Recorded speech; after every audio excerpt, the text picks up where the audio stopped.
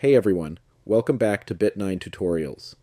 In this video, I'll show you how to change the name of your YouTube channel step by step.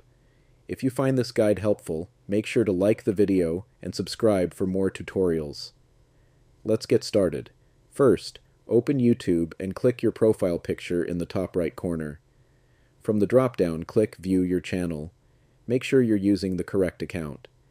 If not, click Switch Account to choose the right one. Once you're on your channel page, click the Customize Channel button. This will open the YouTube Studio in the Channel Customization section. Now, click on the Profile tab near the top. At the top of this section, you'll see your current channel name. Click in the text box to edit it. For example, I'll rename this to Basic Tutorial, but you can type whatever name you'd like. You'll also see a message saying that changes to your name and profile picture only affect YouTube, not other Google services, and that you can only change your name twice every 14 days. Once you're happy with the new name, go to the top right corner and click Publish. You'll see a message saying, Changes Published.